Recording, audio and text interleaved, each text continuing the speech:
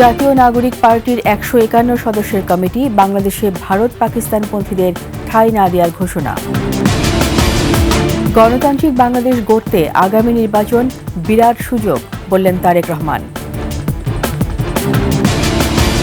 Saudi আরবে দেখা গেছে রমজানের চাঁদ। ইন্দোনেশিয়া, অস্ট্রেলিয়া সহ বিভিন্ন দেশে শনিবার থেকে রোজা।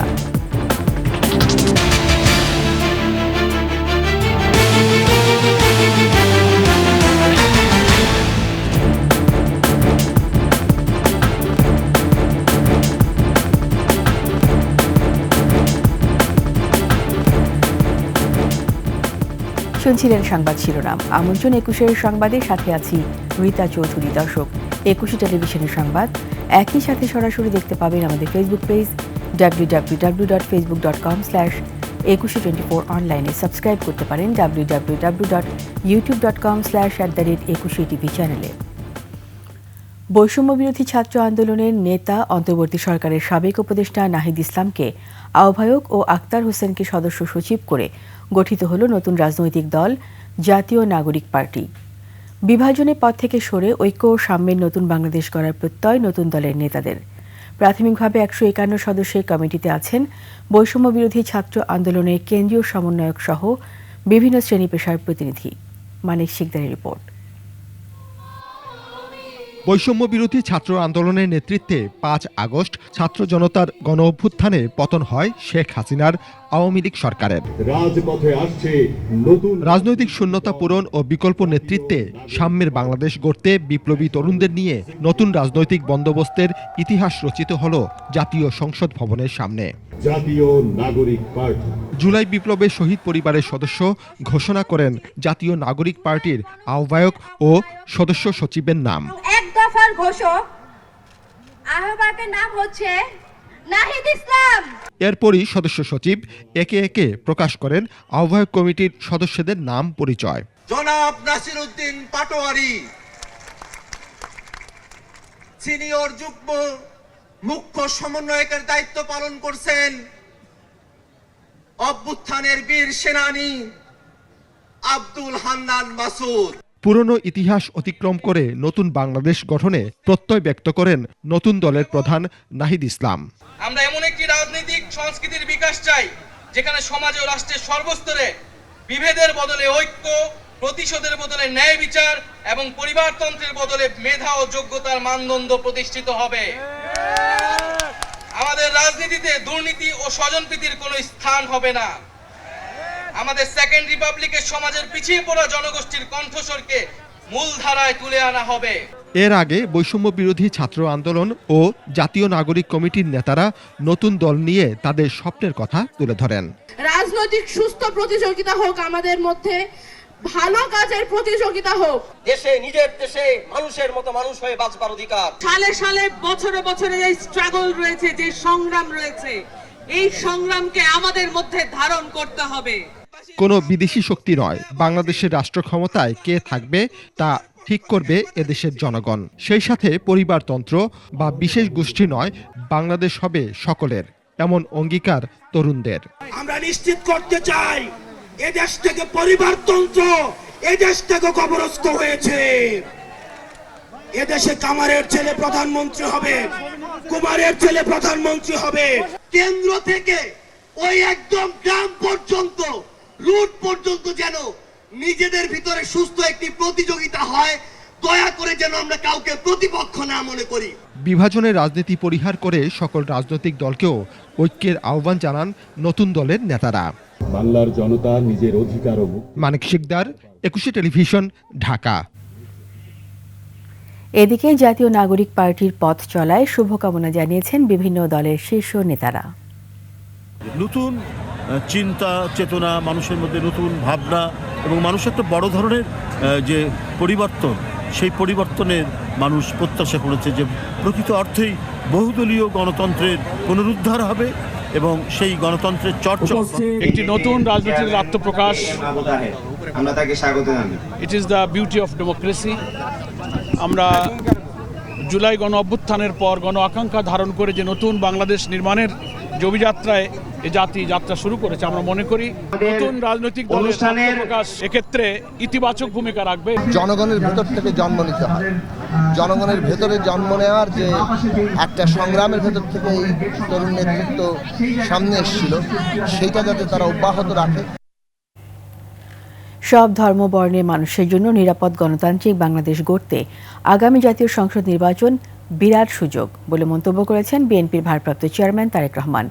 চট্টগ্রামে জন্মাষ্টমী উদযাপন পরিষদের দ্বিবার্ষিক সম্মেলনের উদ্বোধনী পর্বে ভার্চুয়ালি যুক্ত হয়ে প্রধান অতিথির বক্তব্যে কথা বলেন তিনি।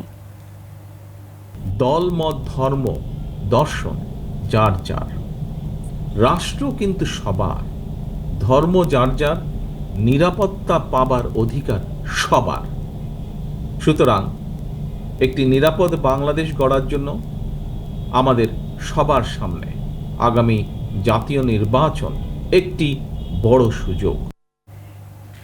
বর্ধিত সভার মাধ্যমে ভোটের প্রস্তুতি শুরু হলো বিএনপির। দলের শীর্ষ নেতাদের কাছে ধানের শীষের পক্ষে ঐক্যবদ্ধ থাকার প্রতিশ্রুতি দিলেন বিএনপির সব পর্যায়ের নেতারা। তুলে ধরেন দলের শক্তি সামর্থ্য ও সাংগঠনিক ত্রুটি বিচ্যুতি। বিস্তারিত জানাচ্ছেন মাহিজা ইসলাম। বাংলাদেশকে সত্যিকার অর্থেই একটি বাসযোগ্য, উন্নত ও গণতান্ত্রিক রাষ্ট্রে পরিণত করি। শত অপেক্ষা কাটিয়ে নির্ঝঞ্ঝাট ও আনন্দমুখর পরিবেশে বৃহস্পতিবার হয়ে গেল বিএনপির বর্ধিত সভা। অধিবেশনে তৃণমূলের নেতাকর্মীরা ঝাঁপি খুলে বসেন ফ্যাসিবাদ বিরোধী আন্দোলনে সংগ্রাম আর নিপীড়নের। অভিযোগ তোলেন দলের কারোর নিষ্ক্রিয়তা, অনেকের আতাতের রাজনীতি। আমাদের নেতা বিএনপির মাননীয় ভারপ্রাপ্ত চেয়ারম্যান ওনার মূল্যবান দিক নির্দেশনা নিয়ে তৃণমূলে ফিরে যাব। এখান থেকে আমরা শিক্ষা নিয়ে যাব, আগামী দিনে আমরা যেন একটা নির্বাচিত সরকার, গণতন্ত্রের মাধ্যমে সরকার প্রতিষ্ঠিত করতে পারি। কিন্তু কি কারণে এত বছর পর ৪,৫০০ নেতাদের নিয়ে এই বর্ধিত সভা হলো? ২১ টেলিভিশনের সাথে আলাপে নেতারা জানালেন, ভেঙে পড়া মনোবল ফিরিয়ে এনে সব পর্যায়ে নেতাদের উজ্জীবিত করাই ছিল প্রধান লক্ষ্য। উদ্দেশ্য, নির্বাচনের আগে ঐক্যবদ্ধ বিএনপির বার্তা যাক রাজনীতির শিবিরে। বিএনপি আগে যা ছিল তার চেয়ে অনেক ভালো আছে। ৬০ লক্ষ মামলার পরেও এই ফিনিক্স পাখিরা কেউ দমে যায়নি এবং সবাই উজ্জীবিত। আমাদের যে বন্ধুভাবাপূর্ণ যারা জাতীয় ঐক্যের ভিত্তিতেই ফ্যাসিবাদকে, স্বৈরতন্ত্র বা শেখ হাসিনাকে বিদায় করেছে, তাড়িয়েছে, সেই শক্তিকে এখনো এক জায়গায় থাকতে হবে। জাতীয় নির্বাচন বিএনপির জন্য সহজ নয়, বরং চ্যালেঞ্জিং। কয়েক মাস ধরে নেতাকর্মীদের এমন বার্তা দিচ্ছেন বিএনপির ভারপ্রাপ্ত চেয়ারম্যান তারেক রহমান। মূলত সেই চ্যালেঞ্জ কিভাবে মোকাবেলা করে নির্বাচনী বৈতরণী পার হবে বিএনপি। বর্ধিত সভায় তাই নিয়ে আলোচনা হওয়ার কথা জানান স্থায়ী কমিটির সদস্য ইকবাল হাসান মাহমুদ টুকু। এখান থেকে একটাই জিনিস উঠে আসছে যে আমরা গণতন্ত্র প্রক্রিয়া ফেরত দিতে চাই, এবং সেই গণতন্ত্র ফেরত যাওয়ার জন্য আমাদের যে ঐক্যের প্রয়োজন, সেই ঐক্যের তাগিদ আমাদের চেয়ারম্যান সাহেব দিয়েছে। জামায়াত সহ ধর্মভিত্তিক রাজনৈতিক দলের পাশাপাশি সদ্য ঘোষিত নাগরিক পার্টির কার্যক্রম গভীরভাবে পর্যবেক্ষণ করছে বিএনপি। নতুন বাস্তবতায় দলের পরিকল্পনায় নতুনত্ব আনারও পরামর্শ এসেছে বর্ধিত সভায়। বাংলাদেশ একটা মধ্যপন্থী দেশ, মডারেট দেশ, সবার জন্য যার যার ধর্ম শেষে পালন করবে। মাহিলা ইসলাম, ২১ টেলিভিশন, ঢাকা। জাতি ও দেশ গঠনে তরুণ প্রজন্ম ভূমিকা রাখতে পারে বলে মন্তব্য করেছেন সেনাপ্রধান জেনারেল ওয়াকারুজ্জামান। কক্সবাজারের ইনানীতে মেরিন ড্রাইভ রেস প্রতিযোগিতার সমাপনী অনুষ্ঠানে তিনি একথা বলেন। কক্সবাজার প্রতিনিধি আব্দুল আজিজের তথ্যচিত্রে ডেস্ক রিপোর্ট।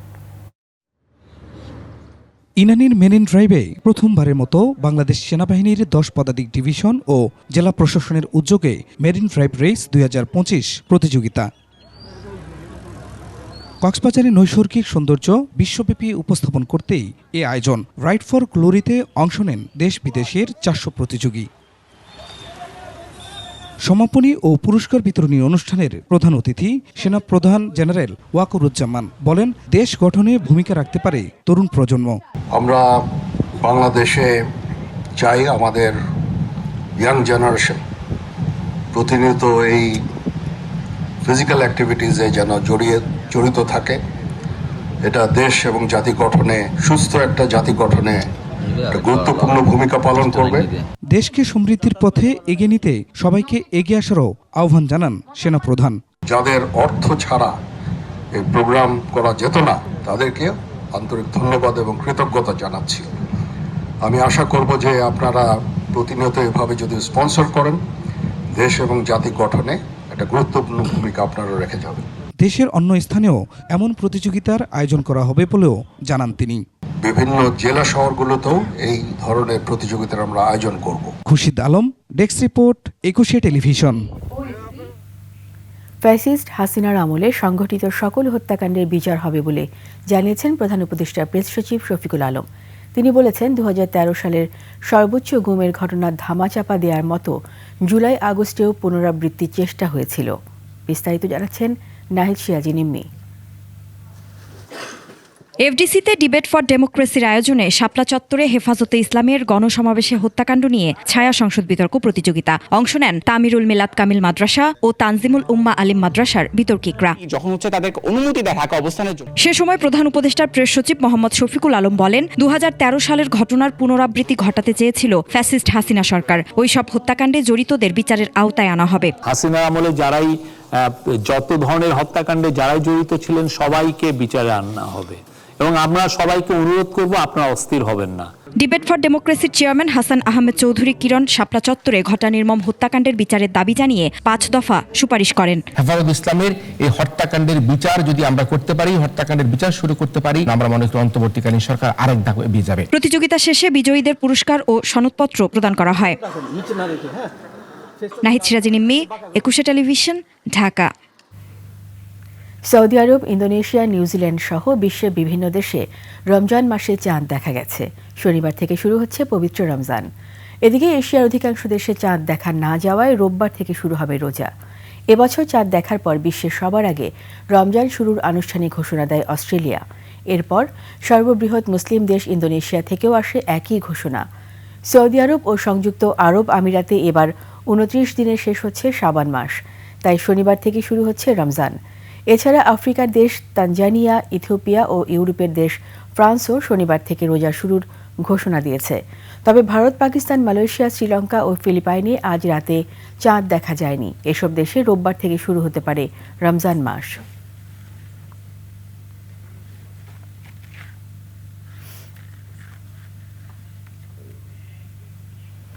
নিচ্ছি ছোট্ট একটি বিরতি। যখন ফিরব তখন অন্যান্য খবরের সঙ্গে আরও থাকবে। রোজার আগেই বাজার চড়া, কঠোর ব্যবস্থার হুঁশিয়ারি ধর্ম উপদেষ্টার।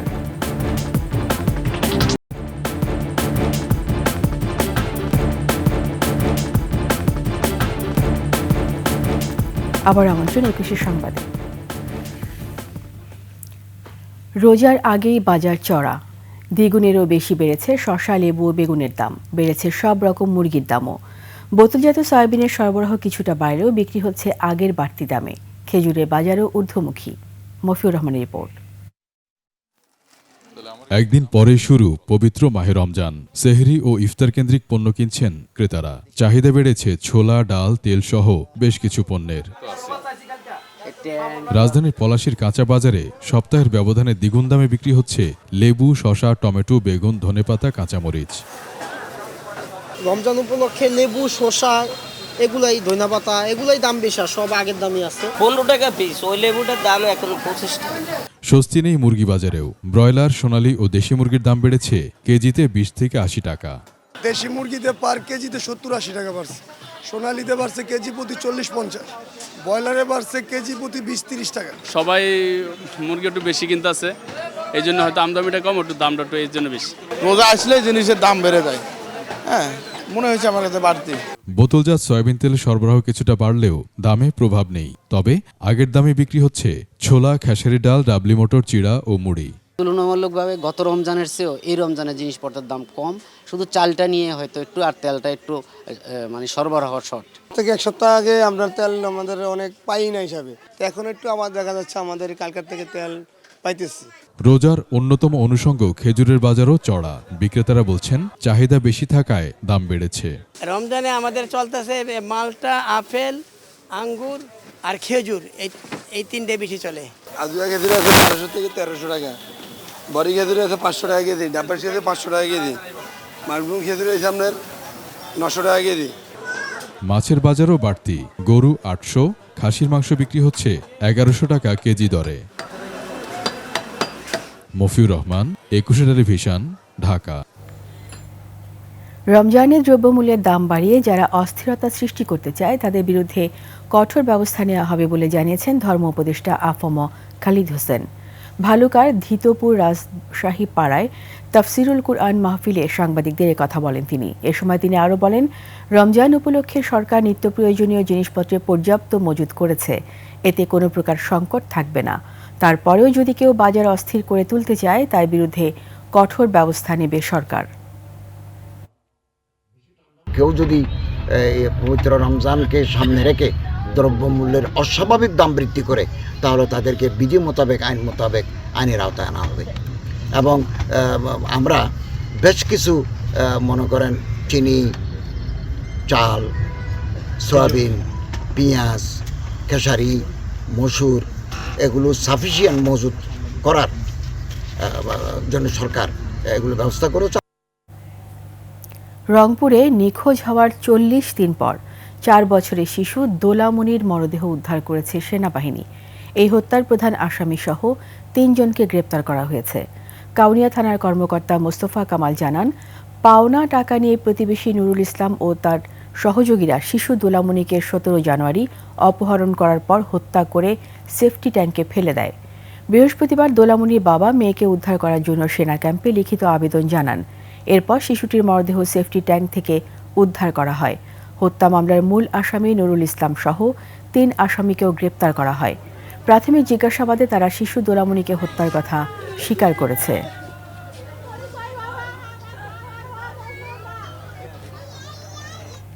এরই সাথে শেষ করছি 21 সংবাদ। যাওয়ার আগে সংবাদ শিরোনামগুলো আরও একবার। জাতীয় নাগরিক পার্টির 151 সদস্যের কমিটি বাংলাদেশে ভারত পাকিস্তান পন্থীদের ঠাঁই না দেওয়ার ঘোষণা। গণতান্ত্রিক বাংলাদেশ গড়তে আগামী নির্বাচন বিরাট সুযোগ, বললেন তারেক রহমান। সৌদি আরবে দেখা গেছে রমজানের চাঁদ। ইন্দোনেশিয়া, অস্ট্রেলিয়া সহ বিভিন্ন দেশে শনিবার থেকে রোজা।